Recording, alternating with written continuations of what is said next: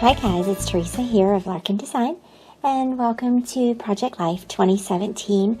This is week 1, January 1 through January 7. And so I have created my layout using Photoshop Creative Cloud. And if you did not get a chance to see my tutorial that I posted yesterday, you can look for that. And so my layout was created using a Paisley Press template for Photoshop. And then I printed it out on my home printer, a wide format Canon IX6820, and now I'm going to embellish my layout on top. So when I create my layouts in Photoshop, I only use the photos that I want to use and the journaling cards, and this time I've used pattern paper as the background. And this is one of the things that I'm anxious to try and experiment with this year, is using pattern papers as the background. I've been enjoying using the solid colored backgrounds that are available in the Project Life app, and now I'm taking it a step up and using some pattern papers. So the journaling cards and the pattern papers that I am using in this layout came from the Lily Pad, and they were a bonus purchase. It's called the Happy Collection, and so they were a bonus purchase that I got, and I will link down below so you have some information about how to get those for yourself. And I'm also using, of course, my whole reason for embellishing after the fact, and the thing that I really love doing is using my physical products to add depth and dimension and more visual interest to my Project Life layouts. So I'm using some products today from the American Crafts One Canoe Two Hazelwood collection. I'm also using some products from the Crepe Paper Heart Day collection. And then you will see a couple of Elle Studio products as well. I covered those in my Build Your Own Kit video for winter 2017. And so you can also look for that in my YouTube channel. And so let's dive right in. I am working with the date card right now. And what I did to create my date card is just because I had the pattern paper background, and I had this blank space that I knew I wanted to add the dates using physical product. And so in order to make it still stand as a frame on the grid, I just put a blank white rectangle there in Photoshop and then lowered the opacity. The opacity is probably at about 50 to 60%. I would say, and that's just so that the physical embellishments will contrast a little bit, and they sort of have a home now. They sort of belong on this frame here. So this is definitely one of the things that I am loving about playing around in Photoshop and having some different options to create these frames with. I don't really know what else to call these rectangles that have photos and journaling cards, so I'm going to just call them frames. If you guys know what the technical term is or what Becky Higgins has been calling it, let me know. I'm going to call them frames for the sake of this video and for the sake of my channel, and so that you'll know what I'm talking about. So I also have some printable elements that were part of the Happy Collection that I have printed on both vellum and cardstock. This little label is one of those elements, and also the word happy that I put on the date card, that was also from that collection. And so I'm just using some of the washi tape to adhere that vellum label on. And this photo is of my husband. He's practicing with his drone, and yes, in my studio. And so that's what my journaling was about for this. Now, some of the journaling I did in Photoshop before I printed it. This is something new for me because typically I save all my journaling, or the majority of my journaling I save for doing it handwritten. But there were some pretty opportunities in this template to do some digital journaling as well. So I took advantage of that. And so I was writing about my printer. And so let me tell you the tragic story of my Epson printer. You guys, if you follow me for any period of time, you've heard me talk about my Epson Workforce. I had it for 2 years, and I actually had two.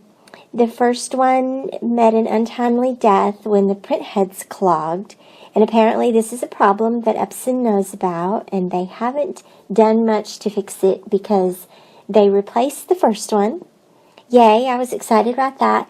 And the second one met the same untimely, unfortunate death through print head clogging.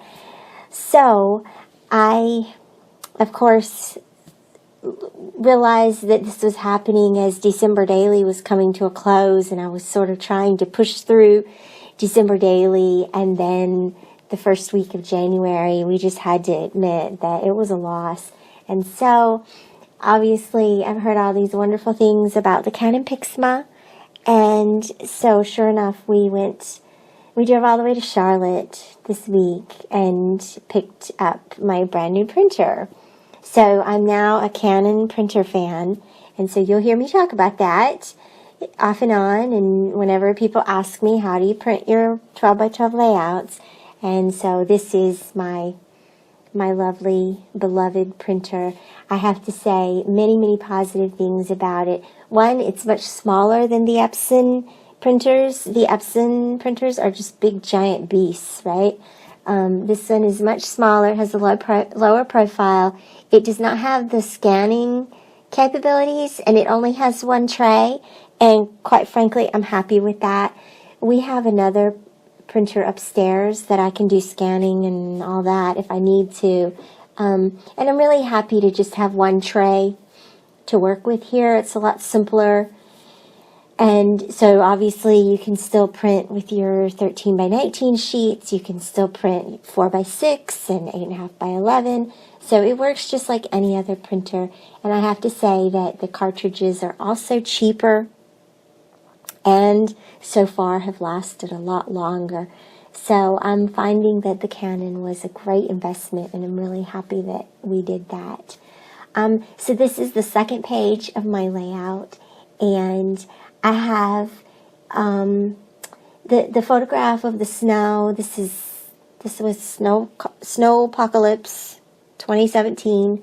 About once a year we get a big snowstorm that amounts to like 6 inches, and everything shuts down. There's no plows. there's no emergency plan when this happens. So everything just shuts down for about 3 or 4 days. The kids were out of school for 3 days. I didn't know that at this time because it happened on the weekend. But anyway, this is a familiar street. This is the street that ends in front of our house. And so I take this picture a lot, actually, to capture the seasons that we see from our front door, and I see it from my studio window. And so that was what our view looked like that day. Our cat, Nico, also had some opinions about the snow. He's draped across the chair there in the bottom corner. And he just pretty much stayed there for like 3 days. I don't know. It was fitting. That's kind of how we all felt about it by the end of the whole adventure. So you can also see that I'm using the little tiny alphabet stamps that came in the Hazelwood collection. I love these. They're so cute.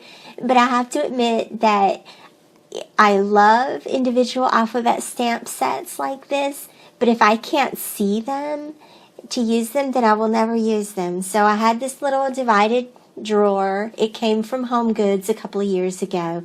And I just cut and folded some cardstock so that they could store in that drawer, and then I would have them to use. And they're really cute and fun and whimsical, and they're not the kind of thing that you're going to want to use if you're OCD about having everything in a straight line. I'm going to give you that clarification right now.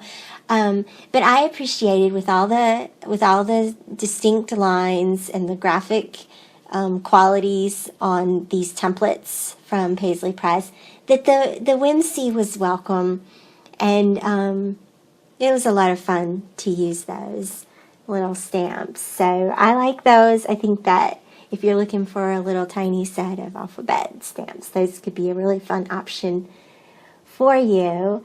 And I'm also going to do a little bit of journaling here again. I've journaled several places on the layout in Photoshop before I printed it, and I enjoyed doing that. That's something, like I said, that I haven't done a lot of in the past, and so I'm hoping to do a mixture this year. I still believe strongly that our handwriting is an important element. It's a hated element. I get that, but it's important, and it's a reflection of you.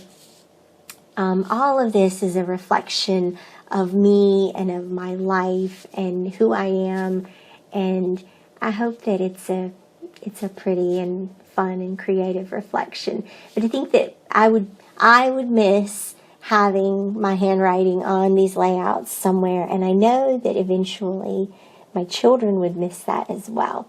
So I'm not looking to convert completely to doing my journaling using Photoshop or using the app. I don't see that happening. I still just like to do the handwritten journaling, and I like the process of thinking about what I want to say and thinking about how do I summarize this week, right? And sometimes it's easier for me to do that just holding a pen and actually holding the layout in front of me as well. There's something to be said about doing some finishing work once the layout is printed, and I think that's what I really have enjoyed the last year in printing out my 12 by 12s, and I certainly enjoy just sliding them in the pocket as a 12 by 12 and not worrying with the 4 by 6 pockets and the 3 by 4 pockets. So it's definitely a different approach to memory keeping. I'm really excited about sharing with you more about my process in Photoshop. Just stay tuned with that. Right now, I don't want to just go, boom, here's a big complicated template, and here's what I did. I do want to introduce some basic concepts in Photoshop and get people used to that idea a little bit. So there's my finished layout today, and I hope that you will like and comment and subscribe. And I hope you enjoyed watching this and found some inspiration no matter how you document. So thanks again for watching. I'll see you back here soon. Bye-bye.